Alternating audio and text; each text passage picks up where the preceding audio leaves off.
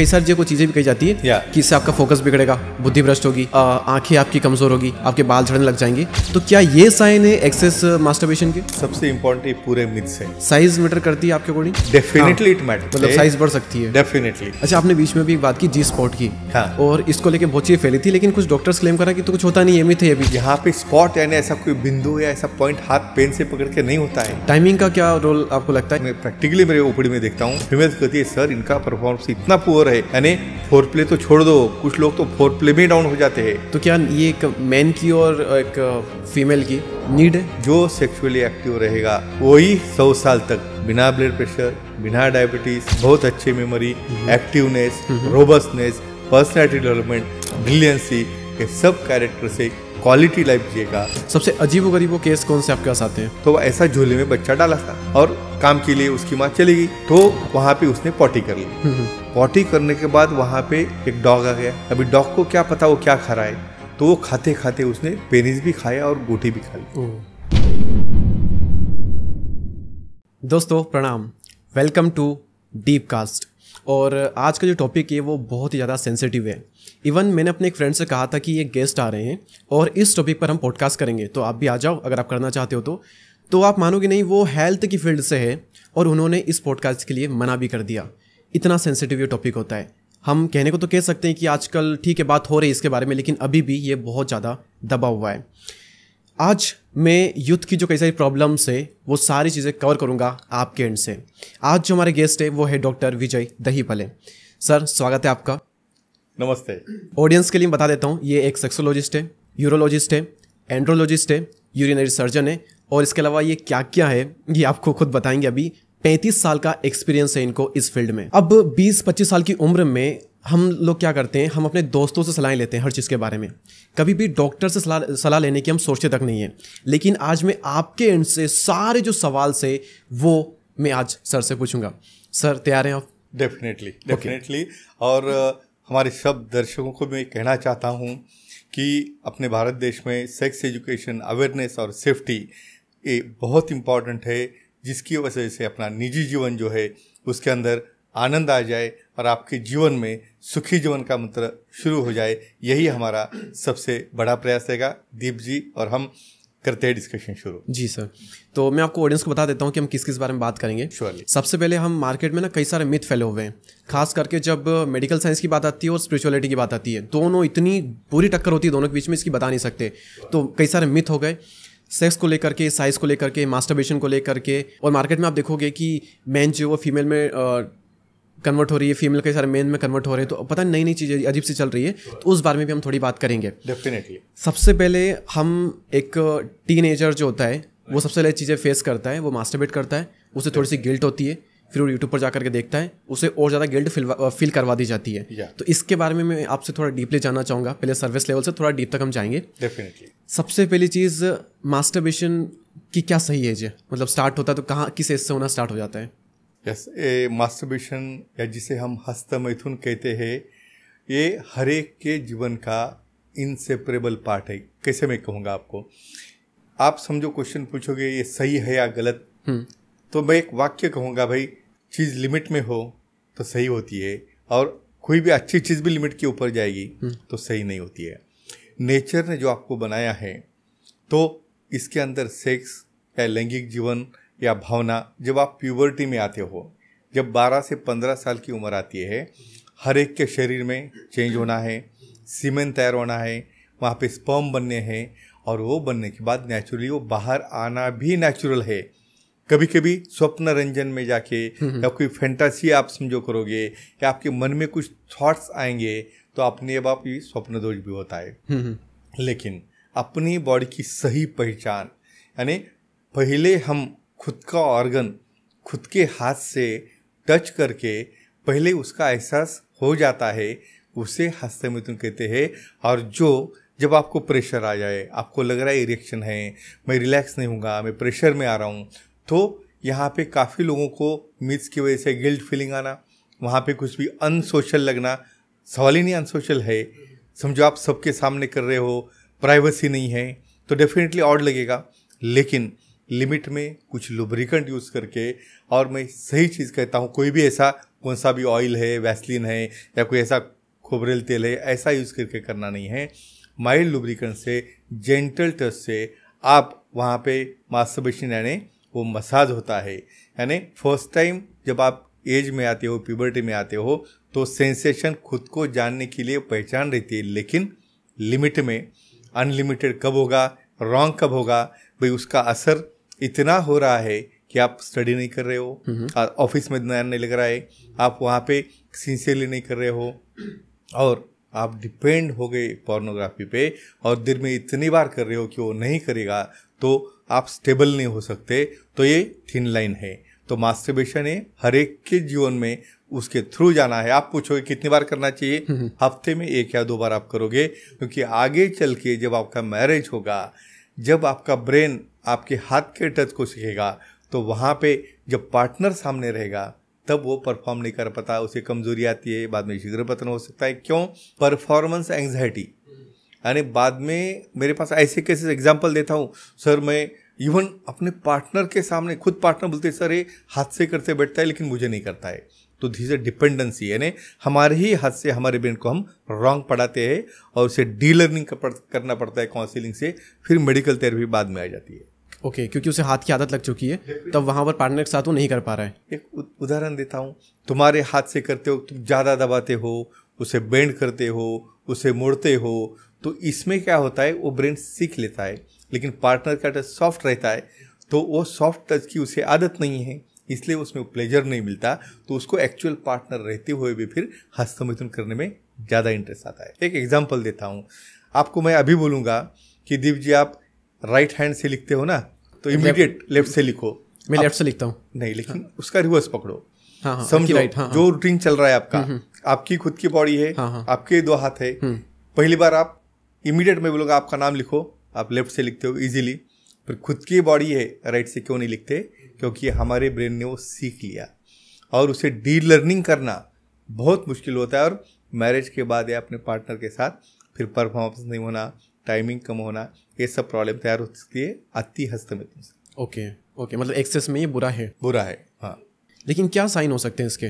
क्या हमें पता कैसे चलेगा कि हमारी बॉडी के लिए सही नहीं? आपने कहा कि फोकस नहीं होना, तो इसी कई सारी जो चीज़ें भी कही जाती है कि इससे आपका फोकस बिगड़ेगा, बुद्धि भ्रष्ट होगी, आंखें आपकी कमज़ोर होगी, आपके बाल झड़ने लग जाएंगे। तो क्या ये साइन है एक्सेस मास्टरबेशन के? नहीं, सबसे इम्पोर्टेंट ये पूरे मिथ्स है। मिथ्स है। सबसे इम्पोर्टेंट समझो, अपना ही लड़का है, समझो अभी उसकी 12 या 15 साल की उम्र है, आप अभी कर रहे थे कि वो डेली कर रहा है, रूटीनली कर रहा है, छुप छुप के कर रहा है, बाथरूम में जाके कर रहा है, कहाँ पे स्टडी रूम में दरवाज़ा बंद करना बहुत कॉमन है, वो कर रहा है। फिर वो जब नहीं सुनता है तब हम उसको डराना है। ये डराने का एक जरिया है, फिर अरे ऐसा करोगे तो हाथ पे बाल आएंगे, ऐसा करोगे तो अंधा होगा, ऐसा करोगे तो मेमोरी जाएगा। कम से कम उसकी डर की वजह से वो नहीं करेगा या धीरे धीरे कम करेगा। ये पूरे मिथ्स है। अदरवाइज मैं आपको बोलता हूँ, अपना पार्टनर होने के बाद जब आप एक्ट करते हो तो उस वक्त भी फ्रिक्शन हो रहा है, उस वक्त भी इजैकुलेशन हो रहा है, और यहाँ पे भी फर्क एक ही है कि वहाँ पे पार्टनर है और यहाँ पे हाथ से कर रहे हो। फिर पार्टनर के साथ करने से होता है क्या? नहीं होता है। फिर यहाँ क्यों होगा? रीज़न एक ही है, जब अकेला रहता है तब हार्मोन डेवलपमेंट, जो पार्टनर के साथ बॉन्डिंग है, अटैचमेंट है, डोपामिन है, ऑक्सीटोसिन है, लो मॉलिक्यूल है, वो यहाँ पे तैयार नहीं रहते। यहाँ पे स्ट्रेस में करते हो और वहाँ पे पार्टनर की सम्मति से करते हो। इसलिए ये सब मिथ्स भूलना है, लेकिन हमें कंट्रोल में रहना है। इसलिए बहुत बार पेरेंट्स समझाते भाई ऐसा होगा तो कम से कम करेगा, बंद करेगा, ये उसका रीज़न है। ओके। अच्छा, एक और भी चीज़ यहाँ पर हमने मिस कर दी, मास्टरबेशन ना करने से या फिर लंबे टाइम तक ना करने से टेस्टोस्टेरोन लेवल बढ़ता है इससे?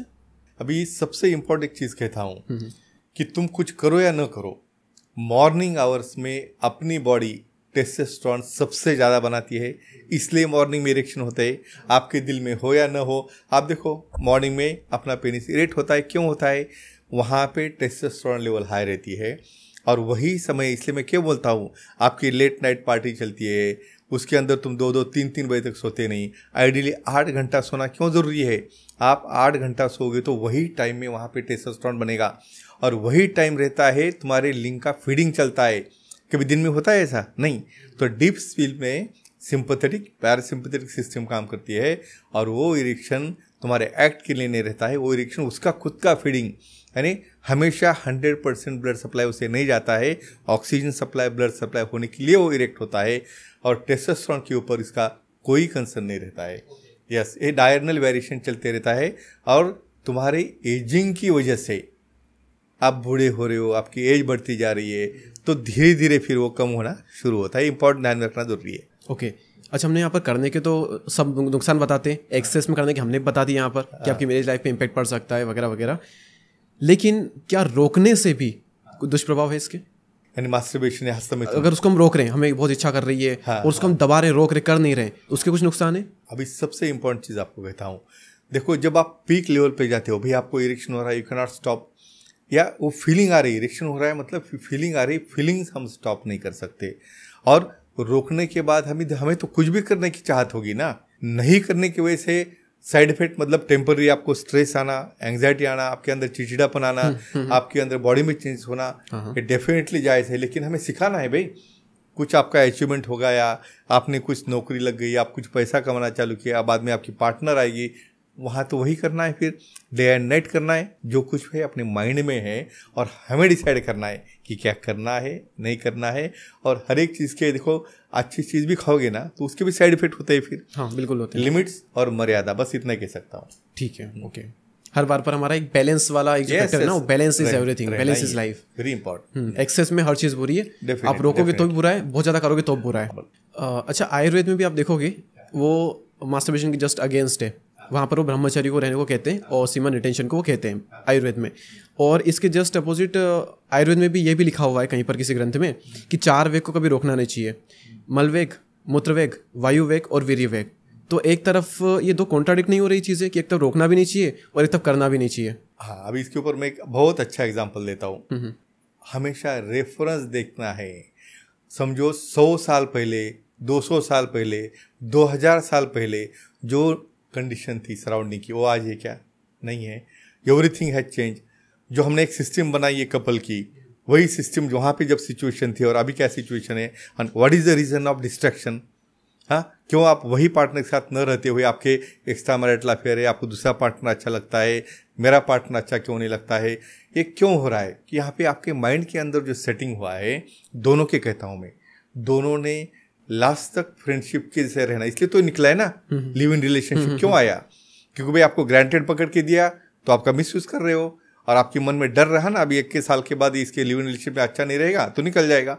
तो ये मिडवे आ रहा है। लेकिन जो हमारी कल्चर है, जिसकी वजह से जो सब चीज़ें बनाई है पूरे वर्ल्ड में कि प्रोजेनी होने के लिए एक कल्चर है, अपना डेवलपमेंट है, जो अपनी आने वाली पीढ़ी है, देखिए इसका इमेजिन करो ना, जो आने वाली पीढ़ी है उनके संस्कार है, उनके ये नेचुरल साइकिल कैसे अच्छा रहेगा?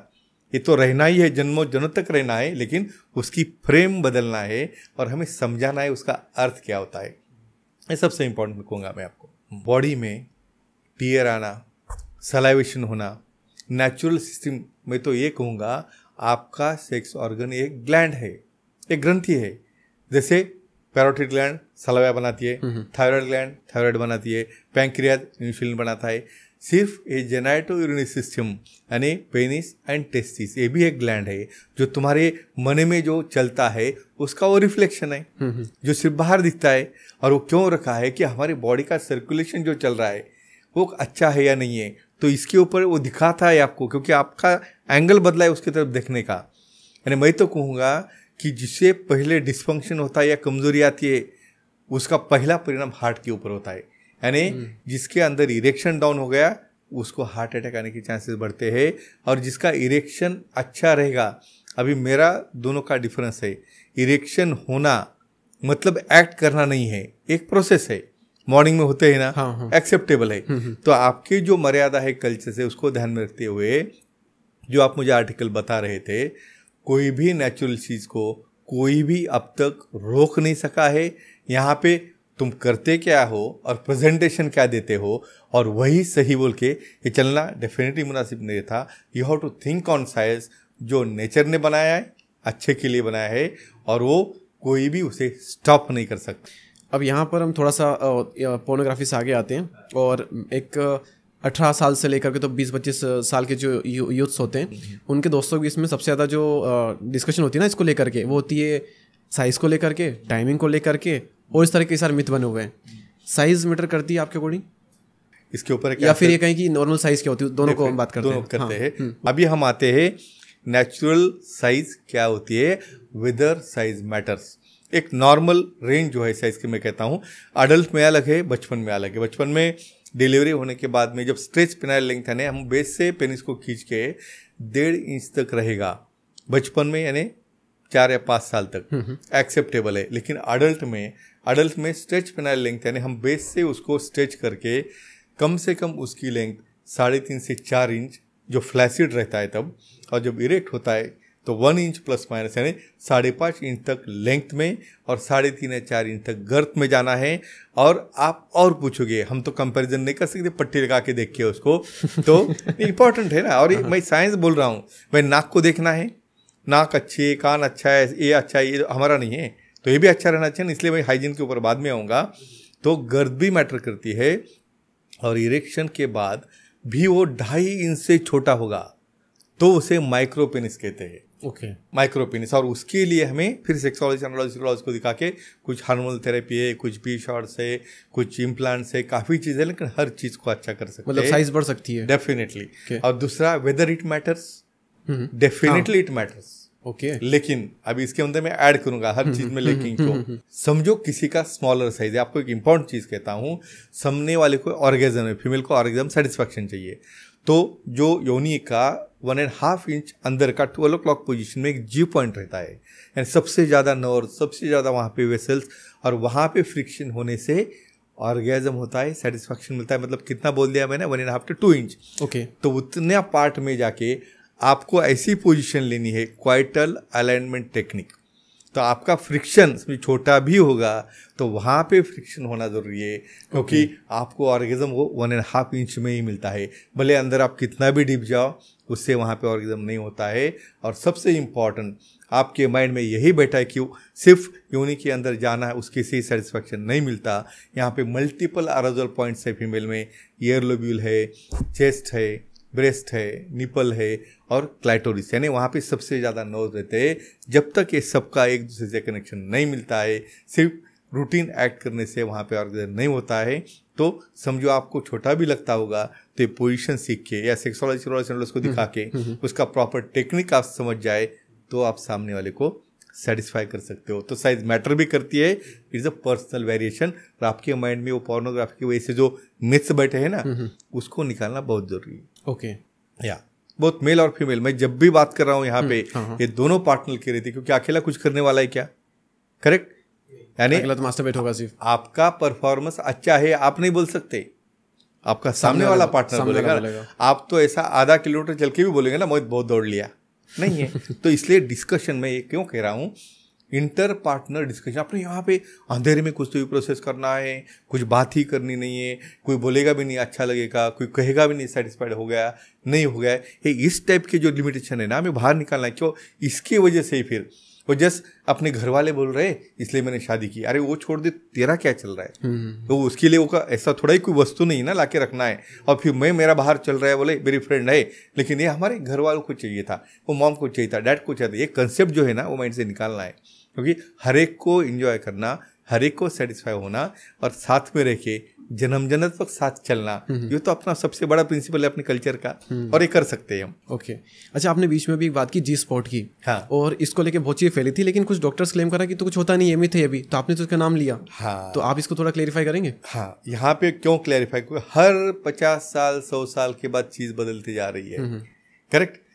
यहाँ पे स्पॉट यानी ऐसा कोई बिंदु या ऐसा पॉइंट हाथ पेन से पकड़ के नहीं होता है। वहाँ पे सबसे ज़्यादा सेंसिटिव, अभी मेल की तरफ आता हूँ मैं। मेल में सामने जो ग्लास राउंड पार्ट है वो सबसे ज़्यादा सेंसिटिव होता है। और 3 महीने तक जब बच्चा बनता है ना, तो 3 महीने तक दोनों सेम रहते हैं, बाद में डाइवर्शन होता है एक्स एक्स वाई का। तो वही जो पेनिस का ग्लांस है वो छोटा होके क्लाइटोरिस बनता है। ओके। और वो पीछे जाते जाते जो उसके नोज एंड वेसल्स है वो फीमेल में 12 o'clock ऊपर जाते हैं। तो एक फैनिंग है, यानी क्लाइटोरिस से लेके वजाइना का ऊपर वाला 12 o'clock का एरिया है, वो पूरा सेंसिटिव, सबसे ज़्यादा नर्व बंडल वहाँ पे रहते हैं। लेकिन उसका नाम पॉइंट रखा है, इसलिए पॉइंट देखना नहीं है। वो क्लाइटोरिस से लेके पूरा वल्वा यानी आउटर लिप्स है, इनर लिप्स है और अंदर वाला पार्ट, इतना बड़ा एरिया होता है। ये लोगों को पता नहीं है कि क्लाइटोरिस ये सबसे इम्पॉर्टेंट पार्ट रहता है फीमेल में, जो दिखता आइसबर्ग की तरह छोटा ऊपर है, लेकिन उसके फैनिंग पूरे प्यूबिक सिम्बाइस यानी बोनी पार्ट और अंदर तक रहता है। और जब तक वहाँ पे उसका स्टिमुलेशन है, उसको फ्रिक्शन है, वो नहीं होगा, तब तक सामने वाला सेटिस्फाई होके ऑर्गेजम मिलना पॉसिबल नहीं होता। तो डेफिनेटली होता ही होता है। और उसे हम कुछ चेंज हो गया है, डिलीवरी है, प्रेगनेंसी है, उसमें चेंज होता है। लोग बोलते हैं भाई बहुत लैक्सिटी आ गई, मेरे पास तो आते हैं ना सर, अभी मुझे इंटरेस्ट नहीं रहा है पार्टनर में, वहाँ पे लैक्सिटी गई, समझो फिर आपको कमजोरी आ गई, तो फिर वो पार्टनर ने क्या करना, तो दोनों का कॉन्वर्सेशन होके दोनों ने साथ आना।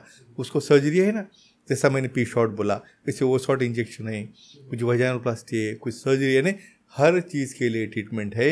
आपने एक्सेप्ट करना और विशेषज्ञ को दिखाना। अदरवाइज क्या होता है, मुझे ज़रूरत नहीं, तुम्हारा क्या है कर लो, ऐसा हो सकता है क्या? नहीं। तो कोऑर्डिनेशन बिटवीन द पार्टनर्स ये सबसे बड़ी इंपॉर्टेंट चीज़ होती है सेक्सुअल एक्टिविटी में। ओके, और आप किसी एक्सपर्ट से कंसल्ट करें इसके बारे में। डेफिनेटली ओके, या तो यहाँ पर मुझे अभी थोड़ा क्लेरिफाई करना है इसमें। श्योरली। क्लिटोरियस और जी स्पॉट एक ही आप बता रहे हैं, अलग अलग बता रहे हैं? नहीं, एनाटॉमिकली आप देखोगे फीमेल में जो बड़े लेबिया रहते हैं, ऊपर एक राउंड प्रकार का जो स्ट्रक्चर रहता है उसे क्लाइटोरिस कहते हैं, जो मेल में पेनिस के ग्लांस को रिप्रेजेंट करता है। और जी पॉइंट यानी जहाँ पे योनि है, योनि का भाग, जहाँ पे हीमेन क्रॉस करने के बाद अंदर 1.5 इंच में जो पूरा नर्व्स और वेसल का फैनिंग रहता है, तो वो जी पॉइंट रहता है या जी स्पॉट रहता है, दोनों टोटली अलग है। Okay, got it. टाइमिंग का क्या रोल आपको लगता है, या फिर आपने जो बताया वो चीज़ होना इंपॉर्टेंट है? आप ज़्यादा टाइम कर लो कुछ नहीं, वो आपको जो आपने बताया वो हो ना, तो कुछ मैटर नहीं करता। कम टाइमिंग हो लेकिन आपने इन पॉइंट्स को टच कर लिया, इनमें इरेक्शन हुआ, तो आई थिंक उससे मैटर करता है। अभी और मैं आऊँगा, कम और ज़्यादा, हाँ, छोटा और बड़ा, सब कंपेरेटिव टर्म है। भाई एक रोटी खाने से आप सेटिस्फाई होते हो, सामने वाले को 4 लगती है, क्या करोगे? तो शीघ्र पतन मतलब क्या है? एक सिंपल लाइन में कहता हूँ, जिसका वीर्य इरेक्ट होने के बाद एक्चुअल सेक्स करते वक्त 1 मिनट के पहले ही ड्रॉप डाउन हो जाता है। भाई सामने वाले को 5-10 मिनट तक ऑर्गेजम नहीं हो रहा है, यानी आपको हम खाना दे रहे हैं और एक पूरा निवाला दिया और निकाल दिया, बोलो चलो हो गया, मारेगा ना, अनसेटिस्फाई होगा। और यहाँ पे देख क्राई, मैं प्रैक्टिकली मेरे ओपीडी में देखता हूँ, फीमेल्स कहती है सर इनका परफॉर्मेंस इतना पुअर है, यानी फोर प्ले तो छोड़ दो, कुछ लोग तो फोर प्ले में डाउन हो जाते हैं। फिर बाद में क्या करना, वहाँ पे ये जो दिया है फीमेल्स को, ये नेचर का गिफ्ट है, हार्मोन्स नेचुरल है, एक्ट नेचुरल है, तो उन्हें जो सेटिस्फैक्शन चाहिए वो मिलने के लिए कम से कम 10 या 15 मिनट तक फोर प्ले और एक्चुअल प्ले बहुत इंपॉर्टेंट है। और मैं और सबसे बड़ी गाइडलाइन कहना चाहता हूँ, काफ़ी लोगों को सामने वाले पार्टनर को बिना पूछे, उसका अराउजल बिना पूछे, भाई वो रेडी समझ के ना फोर प्ले नहीं, कुछ नहीं, डायरेक्ट आना है और वो एक्ट करना है। सबसे ज़्यादा डिस्ट्रैक्शन अपना पार्टनर का, फीमेल का, उसकी वजह से होता है। ओके, तो ये केयर लेना बहुत जरूरी, भाई बिना डिस्कशन का, बिना परमिशन का, और दोनों जब तक साथ में आके एक कंसेंट नहीं होती तब तक एक्ट करना नहीं है, अदरवाइज उसके अंदर प्लेजर या एंजॉयमेंट दोनों को भी नहीं मिलता है। ओके, तो क्या ये एक मैन की और एक फीमेल की नीड है? एक सबसे इंपॉर्टेंट कहता हूँ, खाना समझो खाना है, बराबर, सब खाते इसलिए हम भी खाते, तो अभी नीड है नहीं, खाना नहीं खाएंगे तो मर जाएंगे, वो नहीं करेंगे तो मर थोड़ी जाएंगे। अभी इसके आगे की चीज़ कहता हूँ, ये जो है खाना, तुमने सुना नहीं, यहाँ पे 1-1 महीना 2-2 महीना फास्टिंग रहा तो भी कुछ नहीं होता। अभी I will come on the point. अभी जो चीज़ नेचर ने बनाई है, करेक्ट, अभी यहाँ पे खाना छोड़ दो, पैंक्रियाज को बोल सकते कि नहीं इंसुलिन मत बनाओ, तुम पैरोटिड को बोल सकते नहीं सलावा मत बनाओ, आइस को बोल सकते नहीं पानी मत बनाओ, नहीं बोल सकते, अरे थोड़ा पानी नहीं पियोगे तो वहाँ पे ड्राइनेस आ जाता। एक्चुअली ये करना नहीं करना आपके हाथ की चीज़ नहीं है, ये नेचर ने गिफ्ट दिया है, उसे करना ही करना है। लेकिन इंपॉर्टेंट है, अगेन टैगलाइन, अपनी कल्चरल लिमिटेशन, कंसेंट, अपना नॉन पार्टनर, इसके साथ करोगे तो डेफिनेटली यहाँ पे जो है। फिर अभी एक मेरा अगला क्वेश्चन आता है, ये क्रिया क्यों बनाई होगी, what are the benefits of the act. जो सेक्सुअली एक्टिव रहेगा वही 100 साल तक बिना ब्लड प्रेशर, बिना डायबिटीज़, बहुत अच्छी memory, activeness, robustness, personality development, brilliancy, ये सब कैरेक्टर से क्वालिटी लाइफ जिएगा। अदरवाइज तुमने बोल दिया कि समझो करना ही नहीं तो उसका क्वालिटी लाइफ नहीं रहेगा। तो ऐसा ही भाई खाते पीते चलते वाला पर्सन रहेगा, लेकिन उसके अंदर जो चार्म है, उसके अंदर जो एक्टिवनेस है, उसके अंदर जो ब्रेन मेमोरी है, उसकी जो इम्यूनिटी है, ये सब धीरे धीरे अफेक्ट होके फिर बहुत जल्दी एंटी एजिंग होके इवन बीमार होना, इम्यूनिटी होना, ऐसा करते करते उसका लाइफ क्वालिटी खराब हो जाती है, डाउन होती है। अभी क्वालिटी खराब करके किसने बोला है आपको जीने के लिए? So this is the basic thing, जो नेचर ने दिया है उसे हम स्टॉप करने का हमें कोई हक नहीं है। तो आपने कहा यहाँ पर जो सेक्सुअली सबसे ज्यादा एक्टिव है Definitely. वो 100 साल तक जी सकता है, उसकी इम्यूनिटी स्ट्रॉन्ग रहेगी, ब्लड प्रेशर का इशू नहीं आएगा, डायबिटीज का नहीं आएगा। Definitely. मतलब बहुत बड़ी चीज है ये तो। That's तो why. अच्छा, यहाँ पर क्या एज लिमिट है? कब तक सेक्सुअली एक्टिव इंसान रहता है, एक मेल और फीमेल? क्या एज लिमिट होती है? अभी सबसे इम्पोर्टेंट कहता हूँ, जब तक खाना खाते रहोगे, हाँ। जब तक सांस लेते रहोगे, हाँ, तब तक यहाँ का ब्लड सप्लाई बंद कर सकते हो आप? नो, नहीं। तो यहाँ पे आपका परिस्थिति जन्य कंडीशन है भाई। आपको तो बहुत लगता है वे करने के लिए, सामने कुछ है ही नहीं। करेक्ट?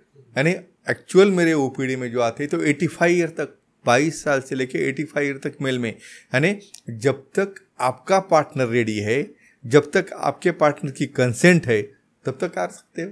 और समझो पार्टनर ही नहीं है, कंसेंट ही नहीं है, परिस्थिति नहीं हो, आपको फीलिंग हो रहा है बहुत करना, क्या करोगे आप?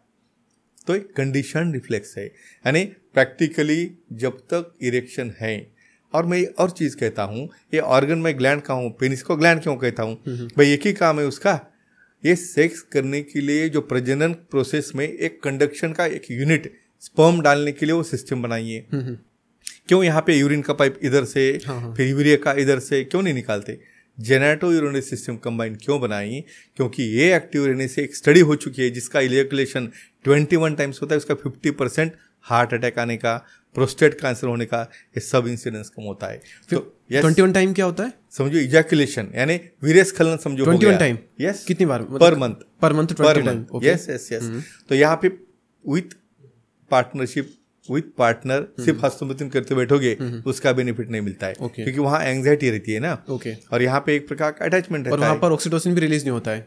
ये और लगा है, यहाँ पे एक लो मॉलिक्यूल का एक पूरा चेन है। ऑक्सीटोसिन है, डोपामिन है, स्ट्रेस हार्मोन्स है, कॉर्टिसोल है, सेरोटोनिन है। वहाँ पे सिर्फ इन्हें बहुत बार ह्यूमन वीर्य में भी ये कंटेंट रहते हैं जो एब्सॉर्ब होने से नॉन इन्फेक्टेड फीमेल का डिप्रेशन, फीमेल की एंग्जाइटी, फीमेल का ब्यूटी, फीमेल का एंटी एजिंग, इतने कैरेक्टर रहते हैं। इसलिए तो ये एक्ट बनाया है। और हमें यूरिन तो आखिर तक करनी है ना भाई। हाँ, वही पाइप से यूरिन आ रही है, वही पाइप से सेमेन आ रहा है, वही पाइप से कुछ डेड सेल्स प्रोस्टेट के बाहर जा रहे हैं। तो आप वो फंक्शन भूल गए। तो आपको ये भी याद रखना है कि ये जो ग्लैंड है ये इतने मल्टीपल काम करती है, तो उसे एक्टिव रखना ही रखना है। आपके माइंड में जो मिथ्स बैठे, नहीं अभी बंद हो गया, अभी who is there to stop and start, आपके हाथ में नहीं है। तो डेफिनेटली आखिर तक चलता है। रहा फीमेल में जब मेनोपॉज होता है, क्या होता है? मेनोपॉज यानी मेंसेस स्टॉप होते हैं 45 के आसपास। तो उस वक्त कुछ चेंजेस हो जाते हैं। समझो अपनी मर्सिडीज गाड़ी है, 40,000 किलोमीटर गई, डीजल गया, फिल्टर गया, ऑयल गया, टायर गया, हम क्या करते हैं? रिपेयर करके लाते। वैसा सर्विसिंग हर एक को लगता है, मेल को भी लगता है, फीमेल को भी लगता है। ड्राइनेस आ गया तो लुब्रिकेंट है, वहाँ पे इच्छा नहीं होती, कुछ पील्स है, लेकिन आप एक्सेप्ट नहीं करते हो। वहाँ पे आप पार्टनर को पूछते नहीं हो, इसलिए आपके लेवल पे आप डिसीजन लेते हो कि ये बंद हो गया, बहाने ढूंढते हो। एक्चुअली दोनों का कोऑर्डिनेशन अच्छा रहेगा। मेरे पास प्रैक्टिकली कपल आते हैं दोनों मिलके, और मेरे जो रूटीन शो चलते हैं उसके अंदर मैं सबको ये कहना चाहूँगा, हमारे फ्रेंड्स को, ये चीज़ बनाई है नेचर ने, ये पूरा नेचुरल रिफ्लेक्स है। यहाँ पे आपका माइंडसेट, आपका नज़रिया, वो चीज़ की तरफ देखने का एंगल आप बदलोगे अपने स्वास्थ्य के लिए, अपने हेल्थ के लिए। हमें 100 साल जीना है, हम भूल चुके हैं, तो 100 साल तक जीना होगा। तो अपने नॉन पार्टनर के साथ हमें अच्छी तरह से अपना पर्सनल रिलेशन रखोगे तो मुझे लगता है ना बीमारी, ना कोई डिसीज़, ना कुछ भी होने के चांसेस नहीं रहते हैं। और वो होने के बाद कुछ होगा तो है ना, डॉक्टर्स ट्रीट करेंगे जो प्रॉब्लम है उसको। लेकिन इससे एक समाज प्रबोधन हम करना चाहते हैं कि इसे एक्टिव रख के हमारे खुद की इम्यूनिटी और खुद का क्वालिटी लाइफ बदलना बहुत ज़रूरी है। ओके। अच्छा, अभी तो हम पॉडकास्ट कर रहे हैं, लेकिन पॉडकास्ट से पहले जब हम बैक साइड में बैठे थे तो वहाँ पर आपने एक केस बताया था जहाँ पर एक आई थिंक 60-70 ईयर की एज का कोई मैन आया था। राइट। और उसने इशू बताया था कि मेरी वाइफ मुझे कहती है आप ठीक से नहीं कर पाते हो, तो आप कुछ करो, अदरवाइज मैं किसी और मैन को ला करके आपके सामने सेक्स करूंगी। सिंपल एग्जाम्पल आपको देता हूँ मैं, ठीक है? आप घर में बैठे हो, ओके, वहाँ पे थाली लगाई है, एक खाना खा रहा है, एक को थाली नहीं लगाई है, कितनी देर राह देखेगा? कम से कम वो जाने के बाद चुपचाप फ्रीज खोल के रात में जाके कुछ तो भी खाएगा। भूख, जो भूख रहती है उसे कोई भी स्टॉप नहीं कर सकता। और समझो अपना यहाँ पे स्थिति ऐसी है, सामने वाला एक्सेप्ट नहीं करता, नहीं मुझे, अरे आपको नहीं चाहिए तो मुझे तो चाहिए ना, यानी आप खाना नहीं खा रहे हो इसलिए मैं तो नहीं छोड़ सकता, ये नेचुरल रिफ्लेक्स है। वहाँ पे समझो आप ट्रीटमेंट नहीं ले रहे हो, कुछ डर बताना पड़ेगा ना, करेगा नहीं लेकिन तो बोलना तो पड़ेगा ना, भाई तुम डॉक्टर के पास भी नहीं जा रहे हो, ट्रीटमेंट भी नहीं ले रहे हो, आप सुधार भी नहीं जा रहे हो, मेरे साथ एक्ट नहीं कर रहे हो, तो मैं क्या करूँ? फिर आप ऐसा करके आ जाओ, नहीं तो मुझे एक ऑप्शन ढूंढना पड़ेगा। और यही रीज़न है कि सब तरफ ऑप्शन क्यों हो रहा है कि आप में जो भूख है सामने वाले की, उसको आपको पता नहीं है, उसे तुम सेटिस्फाई नहीं कर रहे हो। हर एक को आनंद लेना, सेटिस्फाई होना, एंजॉय करना हर एक का हक है। आप नहीं करोगे तो ये सब तरफ के डिस्ट्रैक्शंस, इवन डाइवोर्सेस तक कैसे जाते हैं। और यही तो हमें रोकना है। भाई एक्सेप्ट करो। मेल एक्सेप्ट नहीं करता कि मैं डिफंक्ट हूँ, वो एक्सेप्ट नहीं करता कि मेरा परफॉर्मेंस गया, वो एक्सेप्ट करना ज़रूरी है। क्यों? एक्टिविटी तो हो गई, लेकिन अपना लाइफ, अपनी क्वालिटी और अपनी उम्र बढ़ाने के लिए, रोबस्ट और यंग दिखने के लिए। ओके अच्छा, ऐसे ही आपके पास में मेरा क्वेश्चन मेनली वो था कि ऐसे ही आपके पास में सबसे पहली बात, सबसे कॉमन केस आपके पास में कौन सा आता है, और सबसे रेयर और सबसे अजीबोगरीब 2 से 3 केसेस आपके पास में कौन से आए? हाँ, इम्पॉर्टेंट कहता हूँ कि यहाँ पे कमजोरी, शीघ्र पतन, छोटा लिंग, 90% ओपीडी ऐसी रहती है। 90% 3 में आ गए। या 3 में आ गए। 3 के लिए आप क्या करते हैं? यहाँ पे डेफिनेटली 3 टाइप के मेडिसिन है। इसमें जो कॉज बताया, root cause, psychogenic, neurogenic, vasculogenic, corporal. कुछ ब्रेन लेवल पे मैं और कहूँगा सबसे बड़ा सेक्स ऑर्गन ब्रेन है, क्योंकि आपको अच्छा कहाँ लगता है? ब्रेन में। तो वो सेंटर, सब सेंटर्स हमारे ब्रेन में हैं। तो इसलिए पहले ब्रेन लेवल पे वर्क करना है, बाद में हार्मोन हमारा ड्राइव लाते हैं, हार्मोन पे काम करना है, बाद में आता है ऑर्गन। ये तीनों को जब तक तुम रिपेयर नहीं करोगे तब तक आपको उसका रिजल्ट नहीं आता है। और सब चीज़ों को ट्रीटमेंट है। और रेयर केस में आप कहते होगे तो मुझे अप्रिशिएशन लगता है कि 85 ईयर के बाद भी अपने शोज़ है, अपना मोटिवेशन है, जो टॉक हम करते हैं, वो क्यों आ रहे हैं? भाई मेरी यूरिन बंद नहीं होनी चाहिए। कुछ केसेस आते, सर एक काम करो मुझे आधी गोली दो। क्यों आधी देने का है? नहीं, सिर्फ यूरिन करने के लिए भी बाहर आ गया तो बस हो गया। अब इमेजिन करो, मैं ऐसा बोल सकता हूँ क्या? नहीं, सिर्फ इतना रूम का ही लाइट चालू होने तक लाइट छोड़ दो, बाकी जरूरत नहीं है। पॉसिबल? भाई आपको इरेक्शन आएगा, उस पर फ्लो बढ़ेगा, तो डेफिनेटली अपार्ट फ्रॉम एक्टिविटी। और उसके आगे ये बात कहता हूँ, सर मुझे खुद को जब देखता हूँ, जो बाथरूम में हर दिन अपने खुद को देखते हैं, एक कॉन्फिडेंस लगना चाहिए। तो अपनी साइज़, अपना इरेक्शन और वो देखने से आपके अंदर एक कॉन्फिडेंस आ जाता है। अदरवाइज आप नर्वस, मायूस हो जाता है कि इमेजिन करो आज मैं पहले नाइट को या हनीमून के दिन मेरे पार्टनर को सेटिस्फाई नहीं कर पाया, कल ऑफिस में जाके आपका माइंड सेट नहीं होगा। तो इतना बड़ा इंपॉर्टेंस है एक्टिविटी का है। तो हर एक केस, और कहूँगा हर एक केस डिफरेंट होती है, दोनों केस का कंपैरिजन नहीं रहता है। और ऐसे काफ़ी केसेस है जिसमें मैंने डिस्ट्रैक्शन, डाइवोर्सेस, झगड़े, मिसअंडरस्टैंडिंग, सेक्स एजुकेशन नहीं होने की वजह से। वहाँ पे मैं एक और पॉइंट टच करना चाहूँगा, हाइजीन है सेक्स में का सबसे बड़ा पार्ट है। जैसा आपका चेहरा है उसी तरह से आपका सेक्स ऑर्गन रहना चाहिए। अदरवाइज एसटीडी है, सेक्सुअली ट्रांसमिटेड डिसीज है, सेक्सुअल ट्रांसमिटेड इन्फेक्शंस है, एड्स है, सिफिलिस है, गोनोरिया है। प्रोटेक्शन, अननोन पार्टनर के साथ बिना प्रोटेक्शन का कभी भी कौन सा भी एक्ट नहीं करना चाहिए। इवन कुछ लोग पूछते हैं, सर ओरल मैंने ऐसे किया तो चलेगा? नहीं चलेगा। क्यों? क्योंकि मुंह में भी कट्स होते, कैरीज होते, गम्स रहते। इवन ओरल सेक्स की वजह से बिना प्रोटेक्टेड आप करोगे तो भी एड्स हो सकता है, सिफिलिस हो सकता है। इसलिए प्रोटेक्शन यूज़ करना ही करना है। और इसलिए तो मैं कहता हूँ अपना नोन, अपना ओन और नॉन इन्फेक्टेड पार्टनर के साथ में ऐड करना। मैं ऐसा नहीं बोल सकता मेरा हाइजीन बहुत अच्छा है। अरे आपका हाइजीन आता है तो आप कहाँ जा रहे हो? सामने वाला, तो सामने वाला के भी हाइजीन उतना ही अच्छा रहना ज़रूरी है। इसलिए मैं हाइजीन के ऊपर हमेशा बात करता हूँ, भाई उसे अच्छा शेव करना है। उसकी भी स्किन अपनी है ना, बॉडी कहाँ पे पार्शियलिटी करती है कि नहीं मैं ब्रेन की तरफ जाऊँगा, नहीं मैं ब्रेस्ट की तरफ जाऊँगा, नहीं नीचे में नहीं जाऊँगा, ये आपने बनाया है। कुछ बाहर कंट्रीज में आप देखोगे तो उसकी तो पूजा की जाती है, क्योंकि एक ऐसी ऑर्गन है जिसकी उसकी उत्पत्ति हो रही है। आपकी शेविंग, उसका अट्रैक्शन, उसकी भी स्किन है, उसके कुछ लुब्रिकेंट्स है, उसके भी सिक्रेशन है, उसका भी क्लीनिंग है। ये मैं हमेशा क्यों बोलता हूँ, भाई आप रोबस्ट दिखोगे, अच्छे दिखोगे तो ही आपको भावना आएगी, तो ही फीलिंग होगी। कुछ पार्टनर तो ऐसे, सर ये हमेशा यहाँ पे पान खाता है, सुपारी खाता है और किस करने के लिए बोलता है, करेगा कोई किस? हाँ, उसके पर्सनल पार्ट देखो तो इतने हेयर्स है, वहाँ पे कुछ नहीं स्मेल आ रहा है उसका, वहाँ पे अच्छे प्रकार के कपड़े नहीं है, वहाँ पे वो क्लीनिंग नहीं करता। ये किसे सिखाना है? मेडिसिन तो बहुत दूर की बात हो गई, पहले आपकी इच्छा ही चली गई ना, तो आपको इच्छा जाने से और हाइजीन से भी आपको कमजोरी आ सकती है। तो एवरी पार्ट इज इम्पॉर्टेंट है। एक लाइन में जैसा आपका चेहरा है वैसे अपना पर्सनल पार्ट रहना चाहिए। क्यों? क्योंकि वो भी आपका ही है और चेहरा भी आपका ही है। ओके, तो क्लीन करने के लिए आप कुछ सिंपल स्टेप बता सकते हैं? डेफिनेटली। तो कुछ प्रोडक्ट आप रिकमेंड करेंगे या फिर बिना प्रोडक्ट ही हो जाएगा? बेसिकली सबसे इम्पॉर्टेंट वहाँ पे हेयर ट्रिम करना है। तुम्हें ऐसा डायरेक्ट रेजर लेके, इवन हेयर की भी दिशा रहती है, कुछ लोगों को नए नए बच्चे रहते पता नहीं रहता, रिवर्स करते हैं तो वहाँ पे फॉलिकल का इन्फेक्शन होगा, वहाँ पे इचिंग होगा, वहाँ पे स्वेलिंग होगा। जस्ट सिंपल सीजर से ट्रिमिंग करना है। Okay, yes. और उसमें भी खुद का ही नहीं, अपने पार्टनर को भी सिखाना है। वहाँ पे अंडर आर्म के हेयर्स है, प्यूबिक हेयर्स है, इवन कुछ लोगों में पेनाइल रीजन के भी ऊपर हेयर्स रहते हैं, इसलिए झगड़े होते हैं लोगों के कि कभी मुस्टाच किसकी यहाँ पे है, किसकी पूरे फेस पे, किसको इतनी ज़्यादा रहती है। फिर हम लेज़र से भी उसको रीपाइलेशन करके वहाँ पे अच्छा शेपिंग, साइजिंग, इवन एक सबसे बड़ा भी रिसेंट कॉस्मेटिक में consider designer vagina and designer penis, भाई उसका भी शेप है। इवन कुछ केसेस तो ऐसे आते हैं, सर इसको एक साइड की टेस्टिस नहीं है और एक सिंगल है, मुझे नहीं चाहिए, I like to have a divorce, ये नॉर्मल ही नहीं है।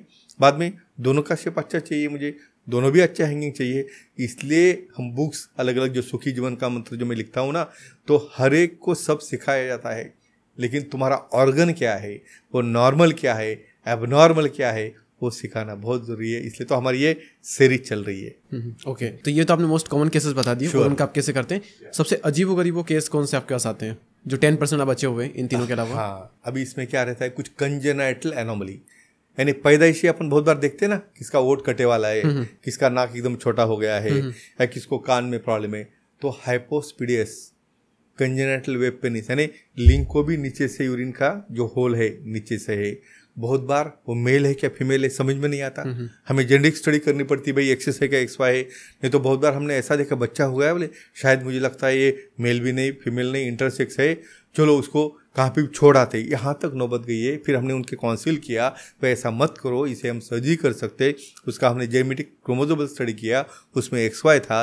फिर उसको सर्जरी करके 2-3 स्टेप ने हमने उसका लिंग तैयार किया, और लिंग तैयार करके वो केस फिर आज बड़ा होके बाद में शादी भी हो गई, और बाद में अच्छा हैप्पीली लिए रह भी रहा है। और एक इंटरेस्टिंग केस कहता हूँ, पहले पुराने ज़माने में ऐसा झोले में बच्चा डालते थे। हाँ, एकदम हम खेड़े में या गांव में जाते हैं ना, तो ऐसा झोले में बच्चा डाला था, और काम के लिए उसकी माँ चली गई, तो वहाँ पे उसने पॉटी कर ली। पॉटी करने के बाद वहाँ पे एक डॉग आ गया। अभी डॉग को क्या पता वो क्या खा रहा है, तो वो खाते खाते उसने पेनिस भी खाया और गोटी भी खा ली। ऐसा केस है आपके पास? हाँ, अर्ली मैंने उसको ऑपरेट किया मैंने। तो फिर उस वक्त वो केस को इमरजेंसी में ये 20 साल पहले वो हुआ था उसको, तो इमरजेंसी में वहाँ जाके वहाँ पे टेम्पररी सूचर करके ब्लीडिंग बंद कर दिया। लेकिन जब बच्चा बड़ा हो गया तब अभी वो कैसा रहेगा बिना पेनिस का और बिना टेस्टिस का। तो उसकी ग्रैंड माँ मेरे शो दिखती थी, मेरे हमेशा जो शो चलते हैं, बोले ये एक डॉक्टर है विजय देवफले, भाई उनके पास जाके ये कुछ तो भी करेंगे उसे। फिर वो केस के मैंने 2-3 स्टेप में ऑपरेट करके उसका पूरा पेनिस अंदर बरी हो गया था। क्योंकि एक देखते हो आप कि अपना पेनिस हमेशा रिट्रैक्ट रहता है, क्योंकि नेचर ने रिफ्लेक्स बनाया। अदरवाइज हमेशा बाहर रहता तो ट्रॉमा हो जाता ना, मार लग जाता ना। तो वो रिट्रैक्ट होकर अंदर सील हुआ था। हमने उसको ओपन किया, उसको स्किन ग्राफ्ट करके नया पेनिस बनाया। वहाँ के टेस्टिस नहीं थे, वो दिखने के लिए हमने वो सिलिकॉन के टेस्टिस इम्प्लांट भी मिलते हैं, जैसा पेनिस का वैसा गोटी का, वो इम्प्लांट डाल दिया। अभी उसकी शादी हो गई। अभी सिर्फ बच्चा होने के लिए सिर्फ उसको बाद में हमें डोनर स्पर्म लेके करना पड़ा, क्योंकि उसके दोनों टेस्टिस नहीं थे। लेकिन देखो, जो सुसाइड करने निकला था, जिसे वो घर से बाहर निकालने वाले थे, तो ऐसे केस को हमने बचा के इस तरह का नया जीवन दिया। और ऐसे काफ़ी केसेस है, डर के मारे, शर्म के मारे, यानी सोसाइटी में हम क्या बोलेंगे, इसकी शादी नहीं हुई तो इसको क्या बोलेंगे, कि तुम पैदा हुए मतलब कि शादी करना ही कंपलसरी, ऐसा कहाँ पे लिखा है क्या? करेक्ट। लेकिन एक वन पार्ट कह रहा हूँ कि हमें प्रोजेनी बढ़ाने के लिए जो नेचर ने दिया है उसे एक्सेप्ट करना है। तुम्हारी इकोनॉमिक कंडीशन क्या है, तुम्हारी नौकरी है क्या नहीं है, तुम कमाते हो या नहीं है, ये सब सेकेंडरी फैक्टर है। वो फैक्टर तुम तुम्हारी पर्सनल लाइफ में नहीं डाल सकते। तो ऐसे बहुत इंटरेस्टिंग केसेस है। इवन नॉर्मल जो लोग रहते हैं उनमें भी ये समस्याएं है। जो फैट है, ओबेस है, पेनिस छोटा होके बैठा है, शादी हो गई है, उसमें सेक्स एजुकेशन है, आप डॉक्टर हो, कलेक्टर हो, कमिश्नर हो और कोई पॉलिटिशियन हो, बॉडी को पता है क्या? नहीं है। तो उनको नॉलेज नहीं रहने चाहिए। ऐसे केसेस मेरे पास है, शादी हो गई 3-3, 4 साल कांटेक्ट नहीं, कम्युनिकेशन नहीं, सेक्स नहीं, डाइवोर्स तक केस जा रहे थे, लेकिन उन्हें काउंसिल करके या अपना पॉडकास्ट देख के या अपने टॉक्स देख के ये नॉलेज हम हमारे सोसाइटी को देना चाहते हैं। किसी भी तरह की सेक्सुअल प्रॉब्लम से, उसके आकार से, डिस्फंक्शन से कभी घबराई मत। ये कोई सोशल स्टिग्मा नहीं है, ये कोई हम कहेंगे या कमीपना नहीं है, या कोई समझो अंडर एस्टिमेटेड केस नहीं है। एक्सेप्ट करो अपने पार्टनर के लिए, अपने खुद के लाइफ के लिए कि जैसी बाकी की बीमारी होती है उसी तरह ही एक प्रकार की एक समस्या है, उसे हमें अच्छा करना है। मुझे लगता है दीप जी ये इन्फॉर्मेशन से जो कुछ कन्फ्यूजन में ऐसा डर के घर में बैठ के किसी को क्या लगने की जरूरत नहीं, भाई आप दोनों सेपरेट होने की नौबत आ गई है। काफ़ी केसेस मैंने देखे ऐसे, लेकिन एक अच्छा मैसेज हम देना चाहते हैं कि इसे कोई स्टिग्मा समझ के माइंड में मत रखो, इसे ट्रीट करो, खुद भी एंजॉय करो, अपने पार्टनर को भी एंजॉय करने दो। ओके अच्छा, आपने यहाँ पर एक चीज़ बताई वो काफ़ी इंटरेस्टिंग थी। अगर कुत्ते ने आपने बताया कि वो पीनस एंड टेस्टिकल दोनों पूरा, तो अच्छा किसी का बिल्कुल इस तरह से कुछ हादसा हो जाता है तो उसका कुछ सोल्यूशन मतलब अलग से आप इम्प्लांट कर देते हैं? कैसे? अभी फॉर एग्जांपल ट्रांसप्लांट होता है किसी का, मतलब किसी का लेकर किसी में से? अभी देखो इतना बढ़िया क्वेश्चन आपने पूछा। इवन कुछ मेरे कॉन्फ्रेंस से जो नेशनल इंटरनेशनल पे लेवल पे लेता हूँ या तालुका प्लेस पे लेता हूँ, उनके माइंड में भी रहता होगा भाई लिवर दूसरे का लगाया, किडनी दूसरे का लगाया, अरे ये दूसरे का किधर से लेके आए है ना फनी। लेकिन सबसे इम्पोर्टेंट ये ऑर्गन समझो पार्शियली कट हुआ तो उसे हम डिसेक्शन करके जिसके अटैचमेंट रहते, सस्पेरी लिगामेंट है, नीचे वाली स्किन है, कॉस्मेटिक और प्लास्टिक सर्जरी करके कोई फ्लैप है, या बहुत बार हम सेक्स चेंज भी करते हैं ना, तो इमेजिन करो वैसी क्वेश्चन आ गई। यानी मेल के पार्ट जो स्क्रोटम है वो निकाल के, पेनिस पार्ट निकाल के उसको क्लाइटोरिस बनाना, वैजाइनोप्लास्टी करना, स्किन डाल के प्लास्टिक सर्जरी करके हम इवन हाथ का भी वास्कुलर फ्लैप लेके उसका पेनिस बना सकते हैं। या कुछ केस में वहाँ पे इम्प्लांट सिलिकॉन के मिलते हैं, तो इम्प्लांट ये कहाँ से लाना नहीं हमें ऑर्गन, हमें इम्प्लांट उसके अंदर बिठा के उसे हम बड़ा करते हैं। तो सेम फीलिंग उसके अंदर आ जाएगी उसके बाद वो? यस उसके अंदर फीलिंग, उसके अंदर इरेक्शन, सब चीज़ होती है। सिर्फ वहाँ पे टेस्टिकुलर ट्रॉमा होगा तो हमें डिपेंड रहना पड़ता है डोनर्स पंप के ऊपर। अदरवाइज तुम बोलो कितने सब अच्छे कपल को बच्चे नहीं होते, उसे क्या करते हो आप? अडॉप्ट करते हो। तो ये कोई बहुत बड़ा यानी शादी होना ही होना है और बच्चा होना ही चाहिए, अदरवाइज फिर देयर इज नो मीनिंग। यानी दूसरों को क्या लगता है इसलिए खुद का लाइफ मॉडिफाई मत करो, ये सबसे बड़ा मैसेज मैं देना चाहता हूँ। Okay excellent. या अच्छा, आपने यहाँ पर कहा कि सेक्स एक बहुत इंपॉर्टेंट चीज़ है और 100 साल तक जीना, अपनी इम्यूनिटी बढ़ाना, ब्लड प्रेशर कंट्रोल करना, डायबिटीज, सब बीमारियाँ इससे कंट्रोल हो सकती है अगर आप इसमें एक्टिव हो तो। तो यहाँ पर दो चीज़ें आती है, पीरियड्स के टाइम सेक्स करना चाहिए और एक और आता है प्रेगनेंसी के टाइम पर। ये दो मिथ भी शायद कहीं पर है, तो ये मिथ है या फैक्ट है, पहले तो ये बताइए आप। यस यानी दीप जी आज का मैं एक कहूँगा सबसे बढ़िया और इम्पोर्टेंट क्वेश्चन जो हमारे जो दर्शक है उसके लिए मैं कहना चाहता हूँ, प्रेगनेंसी होना नॉर्मल कोर्स है, मेंसेस आना ये भी नॉर्मल प्रोसेस है, नेचर ने दी है। आपको पता होगा, देखो पुराने ज़माने में ऐसा पीरियड आने के बाद वो लेडी को हम एक साइड में बिठाते थे, भाई कुछ काम मत करो, आराम करो। क्यों बनाया होगा ये? ऑलरेडी ब्लीडिंग शुरू रहता है, उनके अंदर वीकनेस आता है, उनके अंदर बाद में इवन क्या बोलते हैं रूटीन काम करने के लिए भी शक्ति नहीं रहती है। तुम ऐसा कोई बैठने देता है क्या उन्हें?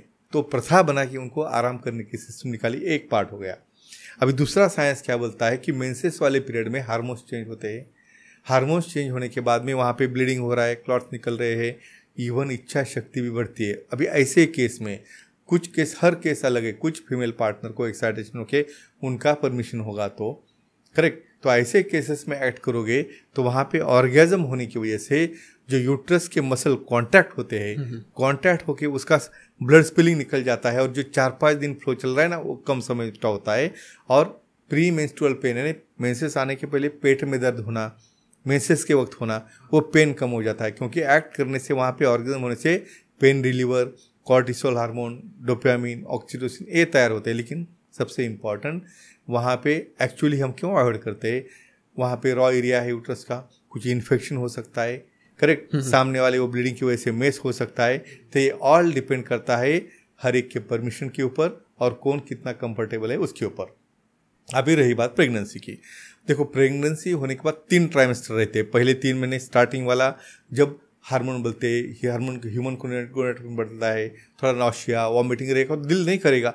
तो पहले 3 महीने छोड़ने के बाद बीच वाले पीरियड में ब्लैडर ऊपर आ जाता है, तो ये सिम्टम बंद होते हैं। तो 3 महीने से लेके आखिर तक 7-8 महीने तक आप एक्ट कर सकते हो। लेकिन कैसे? सबसे इम्पॉर्टेंट, किसी भी प्रकार से सामने वाले पार्टनर के पेट के ऊपर प्रेशर नहीं आना चाहिए, क्योंकि मोस्ट इम्पॉर्टेंट यहाँ पे सेक्स पोजीशन में जो बोलता हूँ 4 से 76 क्यों बनाई है, ये पीरियड में बहुत स्लो थर्स्टिंग करके उन्हें करना चाहिए। यहाँ पे फीमेल लाइंग डाउन है, मेल स्टैंडिंग में है, ये पोजीशन लेनी है। और कुछ रेयर केसेस में प्लासेंटा प्रीविया, मतलब किसका प्लासेंटा समझो सोनोग्राफी करके देखा है उसके मुंह के ऊपर है, किसको बैड ऑब्स्टेट्रिक हिस्ट्री है, किसको पहले अबॉर्शन की हिस्ट्री है, किसको लैक्स सर्विक्स है। तो ऐसे केस में जो विशेषज्ञ देखेंगे सेक्सोलॉजी एंडोलॉजिस्ट, वो एडवाइस करेंगे तो ही करना है, नहीं तो नहीं करना है, या कभी कभी गैप देना है। यानी ये सबसे बड़ी मिथ है कि प्रेगनेंसी में सेक्स नहीं करना चाहिए, ऐसा नहीं होता है। इनफैक्ट मैं कहूँगा इसका एडवांटेज क्या होता है कि प्रेगनेंसी में भी ऑर्गेजम होगा तो पेल्विक फ्लोर कॉन्ट्रैक्ट और रिलैक्स होते रहेगा, और जब डिलीवरी होनी है उस वक्त सीजर की ज़रूरत नहीं पड़ती है, क्योंकि वो मसल को आदत है कॉन्ट्रैक्ट और रिलैक्स होने की, और जो बच्चे का हेड साइज रहता है ये टोटल उतना भी वो डायलेटेशन होके वो बाहर आता है। तो सबसे बड़ा एडवांटेज मैं कहता हूँ ये एक्टिविटी का है। लेकिन कंसेंट और सेक्सोलॉजी का ओपिनियन और सेफ्टी और सामने वाले की भी इच्छा, ये इंपॉर्टेंट रहती है। तो कब तक कर सकते हैं? 7वें महीने तक? तीसरे महीने से लेके 8 महीने तक कंफर्टेबली कर सकते हो, लेकिन प्रकार अलग है। जो तीसरे महीने का क्या कनेक्शन है? फर्स्ट सेकंड 3 मंथ में ह्यूमन कोरियानिक गोनाडोट्रोपिन, यानी फीमेल्स में इतने हार्मोन बढ़ते, उन्हें हम देखते हैं ना, उनको वॉमिटिंग हो रही है, उनको नौशिया हो रहा है। इमेजिन करो, ये देखो, ये पेन होने के बाद किसको भावना आ सकती है? क्या एंजॉयमेंट कब कर सकते हैं? कुछ प्लेजर मिलेगा तो वॉमिटिंग हो रही है, बेल्चिंग हो रहा है, पेट दुख रहा है, नहीं करेगा कोई। तो 3 महीने में सब चेंजन रहते हैं, बाद में बॉडी एक्सेप्ट करती है, क्योंकि यूट्रस ऊपर आता है, प्रेशर कम होता है, और डेफिनेटली 3 से लेके 7-8 महीने तक आप कर सकते हैं। लेकिन ये जो सेफ्टी प्रिकॉशन मैंने बोले वो, और सबसे आगे कंसेंट यानी परमिशन सामने की नहीं होगी तो आपको किसी भी तरह से वहाँ पे नहीं करना चाहिए, अदरवाइज उसका मीनिंग बदल जाता है। ओके, तो 7वें महीने तक वो कर सकते हैं। डेफिनेटली। ओके, अच्छा, कामसूत्रा की आपने 2 बार यहाँ पर बात की, उसमें 476 पोजीशन के बारे में बताया गया है, तो सबके बारे में डिटेल में एक्सप्लेन किया हुआ है। डेफिनेटली। तो बुक की साइज क्या होगी फिर? हाँ, अभी क्या रहता है, देखो एक आधा प्रिंसिपल जो रहता है उसे बोलने के लिए एक तत्व आपको ध्यान में आएगा, बस हो गया। अभी योगा की इतने पोजीशंस, कितने बुक्स है, नहीं है। आफ्टर ऑल बॉडी एक ही है ना, सिर्फ उसका टैक्टिस, उसका टेक्निक। आपके एग्जाम के लिए बोलता हूँ, सबको कौन सी बताए? मिशनरी मतलब पार्टनर फीमेल वहाँ पे लाइंग डाउन है, यहाँ पे मेल पार्टनर उसके ऊपर से है, दे आर परफॉर्मिंग। बाद में कॉय बॉय है, रिवर्स कॉय बॉय है, स्पूनिंग पोजीशन है, ऑन चेयर पोजीशन है, तरह सो मेनी पोजीशंस क्यों बनाई है? बोर्डम।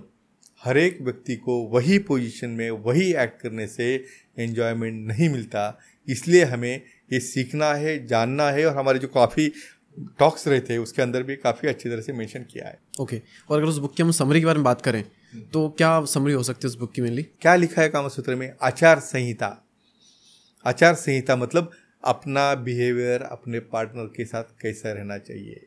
हाँ, ये बहुत ज़रूरी है। आज आप कितना भी हाईली क्वालिफाइड हो गए, यानी जो कुछ भी बन गए, जो हाईली क्वालिफाइड है, कुछ आपको घर में कैसे रिलेशन रखना पता नहीं है, कैसे बिहेव करना चाहिए अपने पार्टनर के साथ वो पता नहीं है, ना उसके परमिशन लेना। ये कहाँ पे बुक में नहीं लिखा होता है, ये तुम्हारे संस्कार रहते हैं।